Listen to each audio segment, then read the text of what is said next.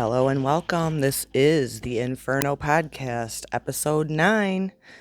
My channel has a little bit of spiritual stuff on it, and I also added this Inferno podcast the summer of 2023.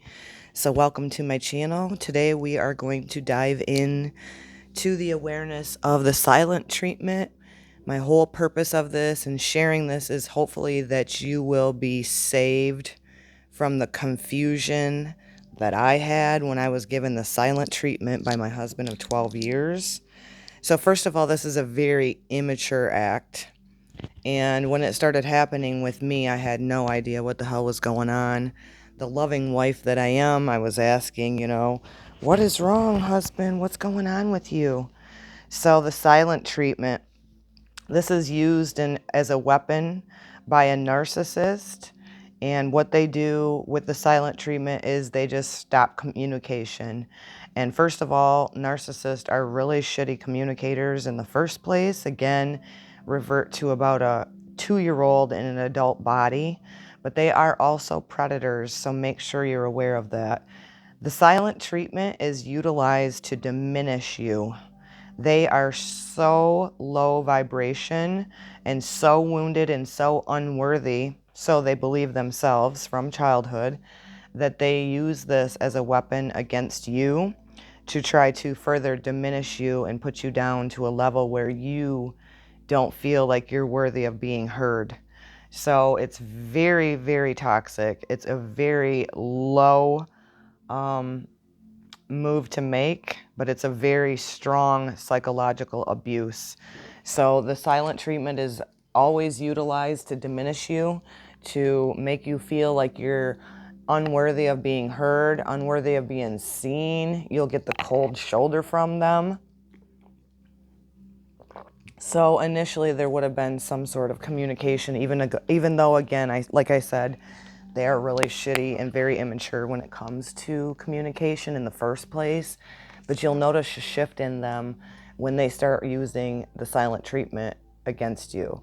Sometimes this can be brought on by solely you confronting them or asking them questions on their behavior.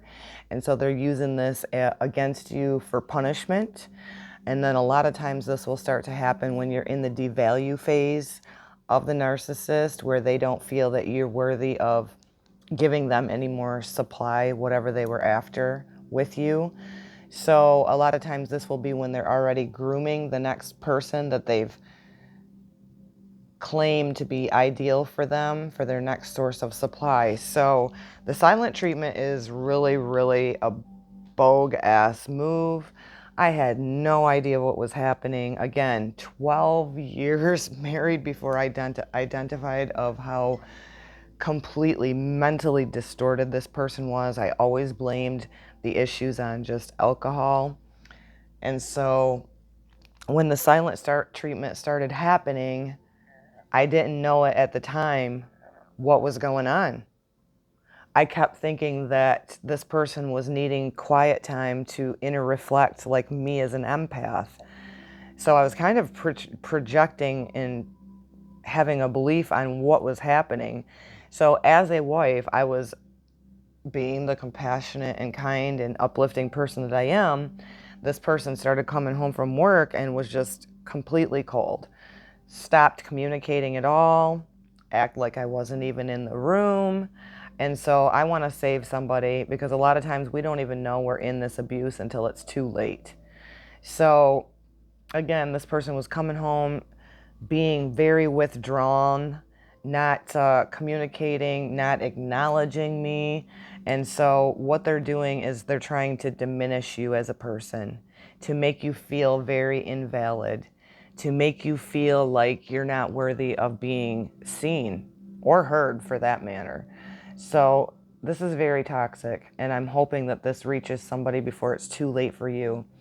If you've been in a relationship, you thought that everything was well, and you start feeling and seeing a shift in somebody communicating even less than they already did in the first place, make sure that you're not projecting that it's just you as an empath needing that time to decompress, right? Because we as empaths need time to reflect. We need alone time to filter out and cleanse ourselves of other people's energy, whether we've been at work all day or just out in a big crowd. You know, we need that time to decompress and unwind and clear ourselves.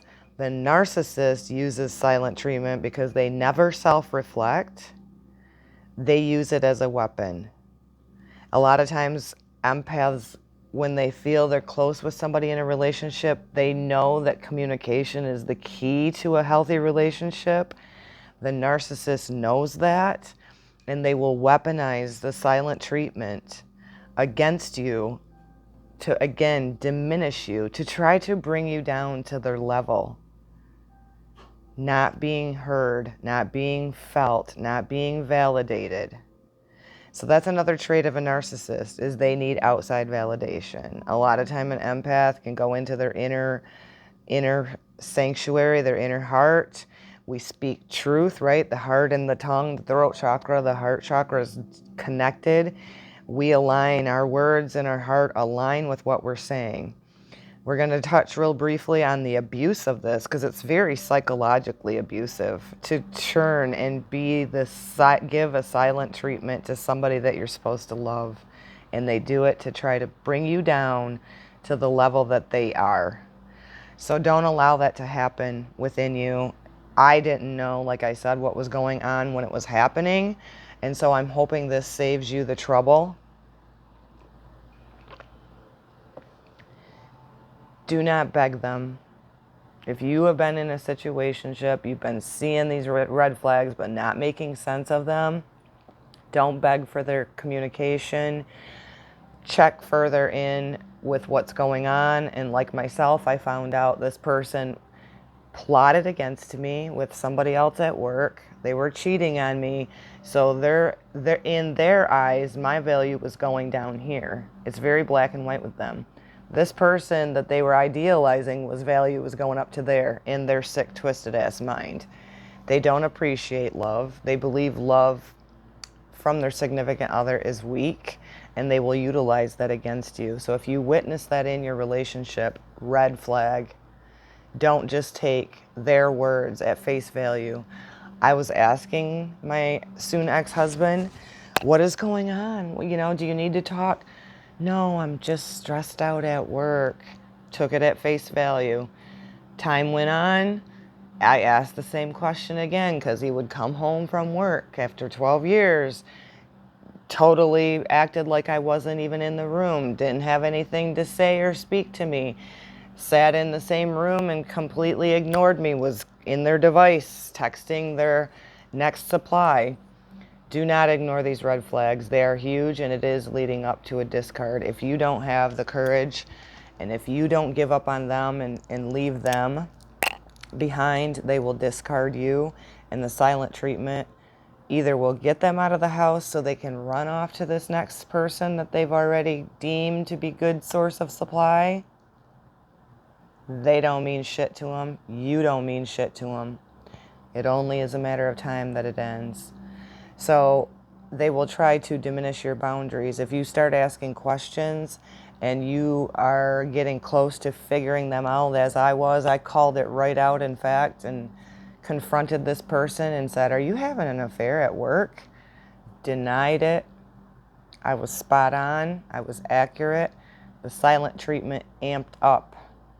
I was a threat by speaking truth, by asking questions. So, again, they're already shitty communicators to begin with, because they're about 2 years old in an adult body. They never, ever want accountability. So when you start asking questions and you start having healthy boundaries, you are public enemy number one. So let's talk real quick about the forked tongue and what that means. To deliberately say one thing and to mean another, or to act in another manner. So they talk about this in the Native American tradition too, about the forked tongue, about being deceptive and being a liar. And there's proof of that in the narcissist or psychopath or sociopath or a toxic person that's not living the truth, right? What's in their heart and what their intentions are is exactly what they say.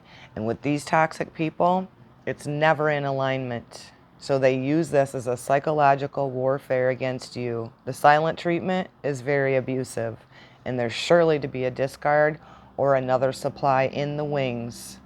So if for in my instance, 12 years married, loved who I thought I was married to. He's not real. And that's another mind-bending thing that we'll talk about later in another podcast. But this person knew that. This person knew my heart was gold, that I loved him, and he was speaking with a forked tongue. Never had good intentions for me, ever. So since there are only a few... Oh, that's the wrong one. Sorry. That was from my episode 8.